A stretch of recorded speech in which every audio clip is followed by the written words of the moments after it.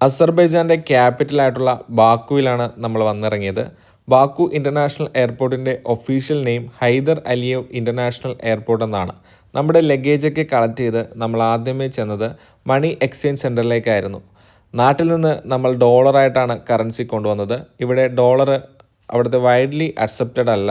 ഇവിടുത്തെ കടകളിലൊന്നും ഡോളർ എടുക്കില്ല. അതുകൊണ്ട് തന്നെ ഇവിടുത്തെ ഒഫീഷ്യൽ കറൻസി ആയിട്ടുള്ള മന്നത്തിലേക്ക് നമ്മൾ ഡോളർ കൺവേർട്ട് ചെയ്തെടുക്കണം. അപ്പോൾ ആദ്യമേ തന്നെ ചെയ്തത് ഡോളറിൻ്റെ മന്നത്തിലേക്കുള്ള കൺവേർഷൻ ആയിരുന്നു.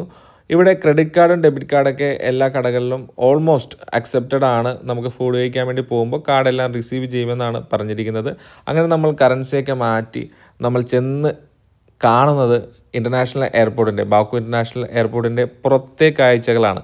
അപ്പോൾ ആദ്യമേ തന്നെ കണ്ടപ്പോൾ തന്നെ വലിയ ഇമ്പ്രഷനായി. നമ്മൾ ചെന്നിറങ്ങിയത് ഒരു വൈകുന്നേരം 3:30 കഴിഞ്ഞതിന് ശേഷമാണ്. ഫ്ലൈറ്റ് ഒരു 1 hour ലേറ്റ് ആയത് കാരണം തന്നെ കുറച്ച് താമസിച്ചു. അപ്പോൾ ഒരു ഈവനിങ് കാഴ്ചയാണ് നമ്മൾ കാണുന്നത്. ബാക്കു ഇൻ്റർനാഷണൽ എയർപോർട്ടിൻ്റെ പുറത്തെ കാഴ്ചകളാണ്. കണ്ടപ്പോൾ തന്നെ ഇമ്പ്രസ്ഡായി. കിടിലൻ ആംബിയൻസ് ആണ്. ഒരു യൂറോപ്യൻ കൺട്രിയിൽ വന്നിട്ടുള്ളൊരു പ്രതീതിയാണ് എനിക്കപ്പോൾ തോന്നിയത്.